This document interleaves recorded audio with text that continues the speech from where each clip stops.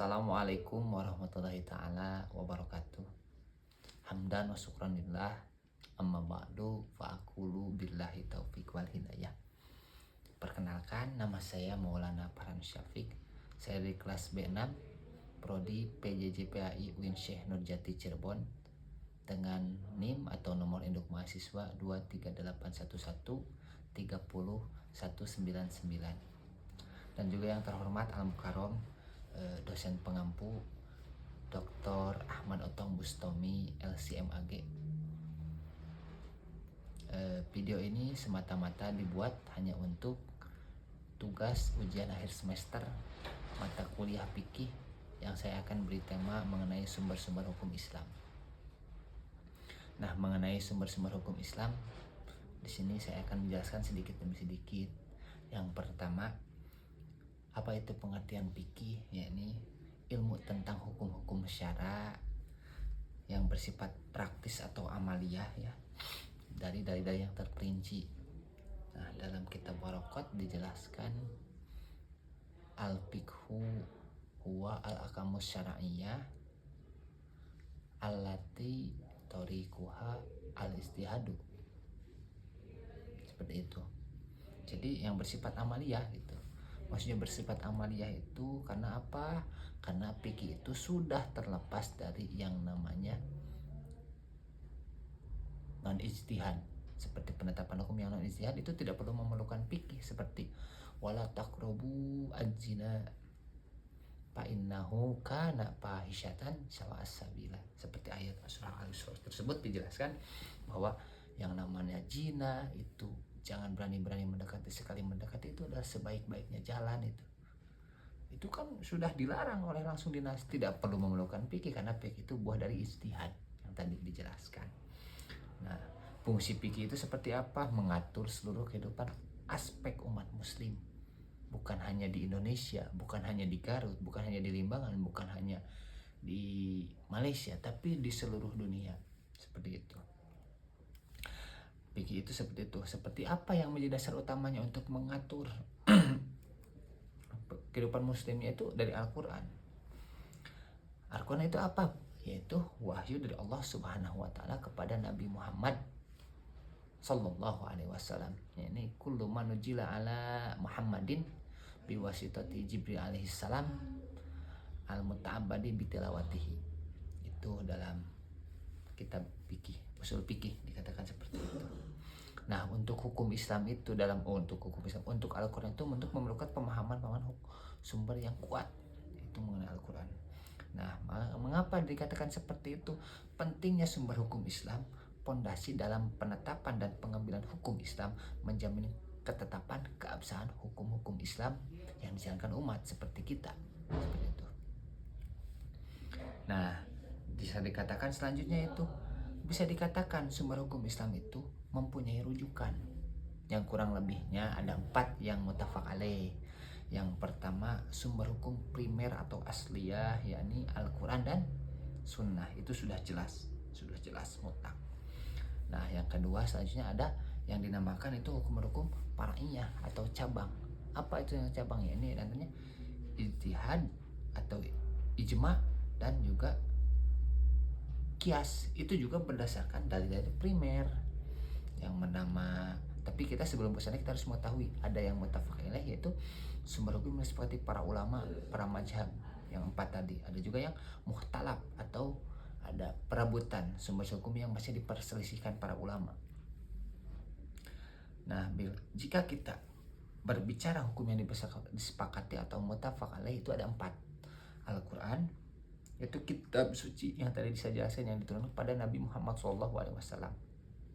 Yang kedua ada sunnah, yaitu ketetapan atau dan juga ucapan dan juga perlakuan Nabi Muhammad atau fi'liyah, qauliyah dan juga takririah.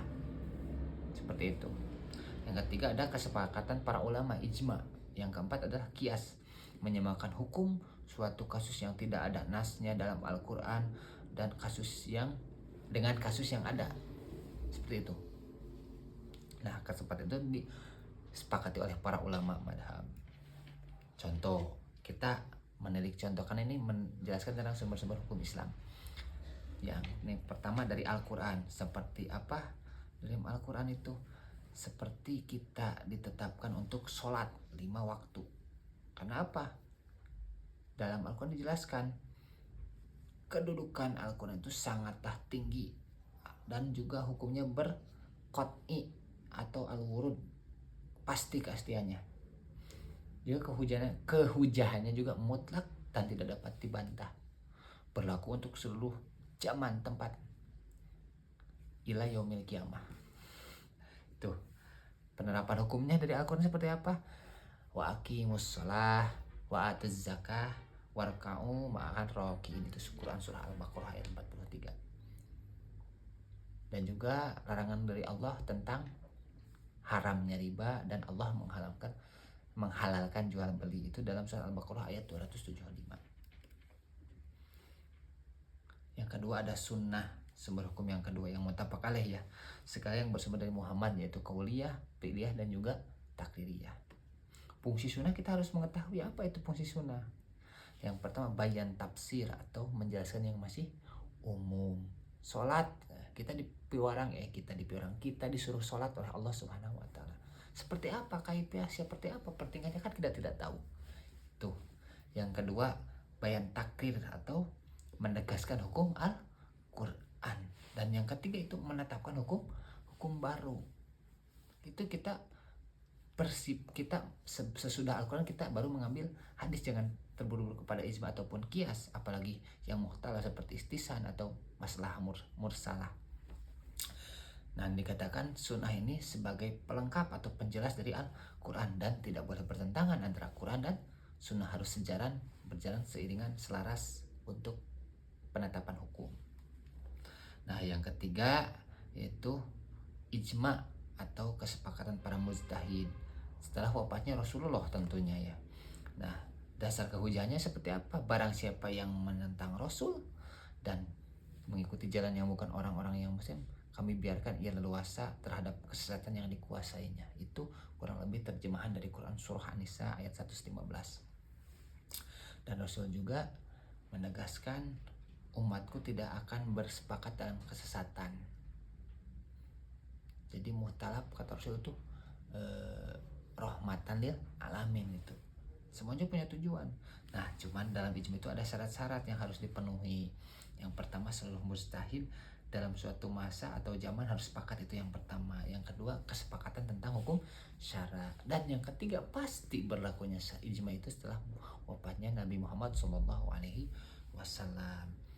Contoh penerapan ijma yakni seperti Abu Bakar radhiyallahu an mengumpulkan Al-Quran, itu diantaranya. Terus apalagi tarawih 20 rakaat itu dalam Sayyidina Umar. Nah, yang ketiga kias. Apa itu kias? Kias itu menyamakan hukum yang tidak ada dalam nasnya, tapi kita melihat perumpamaannya, parunya, ada juga kesamaan ilatnya. Nah, itu baru. Kenapa? Dalam unsur-unsur kias itu ada syarat kias itu ada 4, yaitu al-aslu pokok, kasus yang sudah ada nasnya. Yang kedua, far'un atau cabang, kasus baru yang belum ada nas. Nah, yang ketiga yaitu hukum asal pada kasus asal. Dan yang keempat ilat. Itu contoh penerapan hukum. Narkoba dikiaskan dengan khamr.